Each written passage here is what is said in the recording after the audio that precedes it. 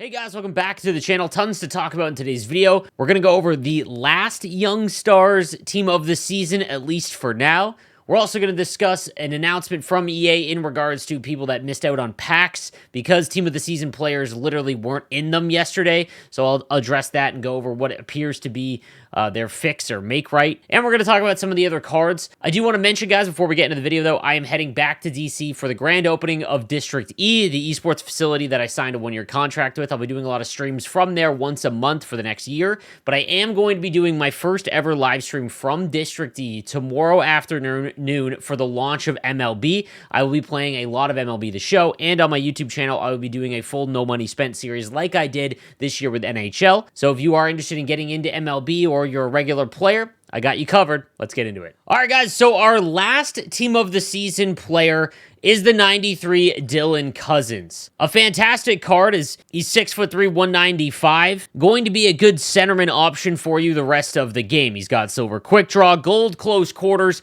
Both of those are extremely good abilities to have. As it stands right now, probably not the most impactful player, but as he gets a few more upgrades, he is going to be one of the better centermen. I will say, though, however, because Buffalo is not going to make the playoffs, rip, there is no guarantee he's going to get prime times or anything like that. They'll do those here are the random cards to upgrade him as it goes along, but he should by the end of the year be an extremely good card. And I kind of want to touch on team of the season as a whole, because this year they tried to do it a little bit differently. Obviously, we got the original 8 that came out last week, and then they were doing like a slow roll of the team of the season items as it went along, and I think it kind of blew up in their face because it just wasn't what everyone wants.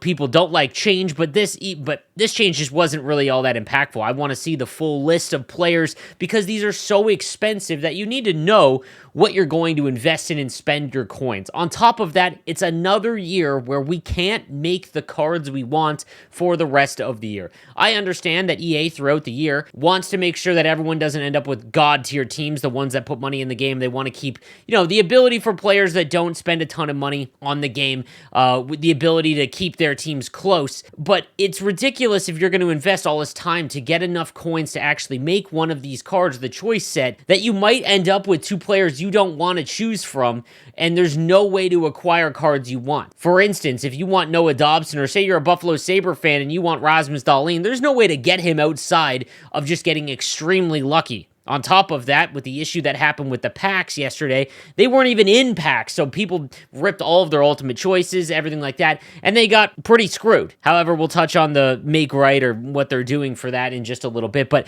I just don't understand the rhyme or reason for young stars in terms of the parameters. Like, for example, what is a young star? Jake Ottinger's 23. Logan Thompson may be a rookie. Like, this might be his rookie season, but he's 25, so I just don't really know what the, parameters are, what you would consider a young star. And I think that while they went away from the kind of predictability, and I think that's good, I would like some more of it. Again, because these are so expensive, you're going to make them so insanely expensive. You got to help us out a little bit. So I don't know. Again, when you consider the card art as well, and the fact that Beniers and Power just still don't have headshots, I know that's not on the EA team, but I mean, go into the game and take a screenshot of the actual player model in game and throw that on there, and so it doesn't look so ridiculous. I don't know.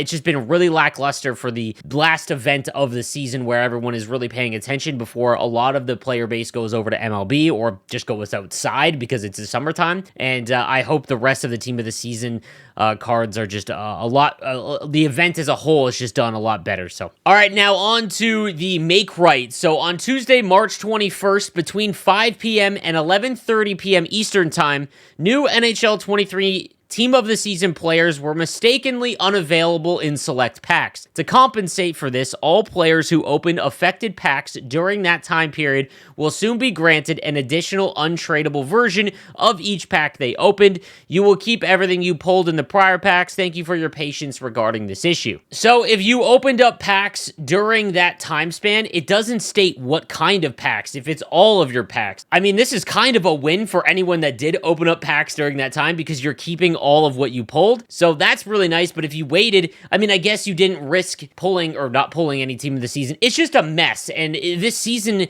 and this year of NHL, I have been extremely critical of the game this year, and I play it way more than I should. Obviously, I turned it into a career, but it's just kind of unacceptable that a company of this status has had this many issues. I mean, it is team of the season. This is your last big event to try and make money. That's really what team of the season is for, to be honest with you. From 5 p.m. to 11:30 p.m., that's 6.5 hours. You don't realize that they weren't in packs? I just don't know how that happens. It's not like it wasn't mentioned on Reddit a million times or on Twitter. I don't know what happened in the background, but it's just a kind of another letdown, and it sours one of the best events of the year. So just awfully tough, but there you go. If you did open up packs, you will receive them. Guys, I have no idea if you don't receive your extra packs. I have no idea. I didn't open any, so I'm not going to get any. I apologize, but I have no idea, and I have no way to contact who would help you with that. But just stay tuned to Reddit and EA Hawk, for example. He's been pretty active in the community, letting people know. So I apologize for this issue for them. We did get a new team of the week as well. Again, I'm not going to go through them all. I'm just going to highlight the ones that I think are worth looking at. This 95 Barkov was a custom progression, so one of those ones where they go in and instead of everything just going up by however many overall points, they actually mix and match and put different stats and make them different values. So he does have spark and buzzing, which means that he will get to 93 acceleration, and then you can go fly the zone, which would make him 92 speed, which is fine. Like, that's not bad at all. He's got thief as well to get his face-off rating a little bit higher. All of his abilities outside of elite edges, though, are just really not something you're going to want to use competitively. Backhand beauty's kind of fun, but the other ones you're really not going to want to use. He is a great build, 6'3", 215 centerman. He's got okay speed as well for his size, and a really good shot. His hand stats are almost all maxed out, so this is still going to be a really impactful centerman for you, especially if you're a Barkov fan. The only other forward that I think is kind of low-key nasty is this Jacob Vrana, 6', 196 with a protector and thief. He's got 94 speed, 94 acceleration, and 98 agility, and then his 96 shooting. So keep an eye out for this card if he falls in price. Just take a look at what he's going for, as this one might sneak under the radar. So I think this could be a really impactful left-handed winger if you needed one. We also got an 89 Thatcher Demko. Thatcher Demko cards are always pretty decent. He's got light work as well, which in my opinion, I think is the best superstar ability for goalies this year. Again, goalies don't matter, but if you're looking for one and you're just kind of tired of the one you have, this one's probably going to be pretty cheap.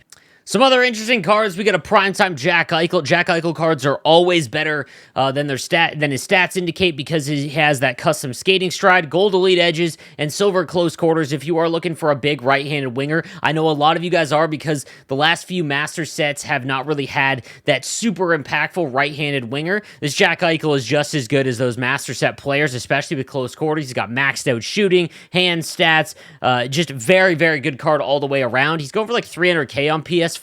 If he fell to like 250, I'd pull the trigger. Like I said, I think this is one of the more impactful right-handed wingers right now. Lastly, in terms of prime times, we got this custom progression 94 Keandre Miller, 6'5", 215, has shutdown, which in my opinion makes him extremely impactful because of that size. 92 speed, 92 acceleration, obviously on the lower end at this stage of the game, but because he's so big and has shutdown, I think this is a fantastic card. He's got 99 body checking, really high shot power. You could throw a 1T on for some fun, but I don't think it'll matter. Seeing Eye has been fun as well if you go for tips, but this is going to be a pretty good left-handed defenseman card if you can't afford any of the master set player items. There's 5 new Wacky Wednesday cards, but really the only one I think is worth interesting in terms of looking at is this defensive defenseman, John Klingberg, 6'3", 190, always has good skating, and he has workhorse, 93 speed, 95 acceleration, and silver truculence. This is a great card, guys. Again, one of the Wacky Wednesday cards are always sneaky good value, so be on the lookout for this one. This is one of the better right-handed defensemen right now, especially the non-master set, non-team of the season version. All right, guys, so that is going to do it for today's content. Let me know what you think in the comments section down below, and I'll see you next time. Have a good one.